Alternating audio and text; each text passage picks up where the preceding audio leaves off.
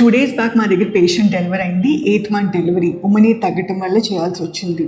Patient కంగారు పడింది ఏంటంటే, మేడం ఇలా ముందుగా డెలివరీ అవ్వటం వల్ల పాలు ఏమైనా తగ్గుతుందా అనేది. మిల్క్ ప్రొడక్షన్ అనేది మన టైమ్ ఆఫ్ డెలివరీ అంటే ఎన్నో నెలల డెలివరీ బట్టి మరియు అది నార్మల్ సిజేరియన్ బట్టి అయితే డిసైడ్ అవ్వదు. మిల్క్ ప్రొడక్షన్ అనేది ప్రెగ్నెన్సీలోనే స్టార్ట్ అవుతుంది. అంటే బ్రెస్ట్ డెవలప్మెంట్ అనేది 6 months నుంచి స్టార్ట్ అవుతుంది. అప్పుడు మిల్క్ డక్ట్స్ అనేవి మల్టిప్లై అయ్యి నంబర్లో పెరుగుతాయి. అదే టైంలో ఫస్ట్ మిల్క్ అనేది ప్రొడ్యూస్ అవుతుంది.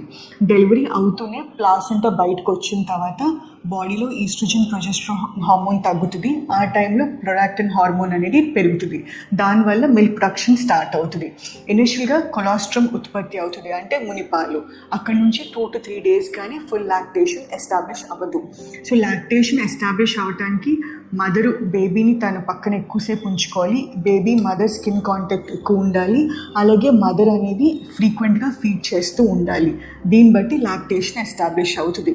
అప్పటికి మిల్క్ ప్రొడక్షన్ బాగాలేదంటే మీ డాక్టర్ని కన్సల్ట్ చేస్తే ఏమైనా ఇష్యూస్ ఉన్నాయో ఐడెంటిఫై చేస్తారు. ముఖ్యంగా స్ట్రెస్ ఎక్కువ అవటం, స్లీప్ సరిపోవటం, డైట్ సరిగ్గా తీసుకోకపోవటం వల్ల కూడా మిల్క్ సప్లై ఎఫెక్ట్ అవుతుంది. అలా మిల్క్ ప్రొడక్షన్ ఇంప్రూవ్ చేయడానికి మెడిసిన్స్ ఉంటాయి, అవి సజెస్ట్ చేస్తారు. అలాగే ఫుడ్లో కూడా సప్లిమెంట్స్ ఉంటాయి. ముఖ్యంగా వెల్లుల్లి, మెంతులు, సోంపు ఇవి కూడా తీసుకోవచ్చు. Thank you.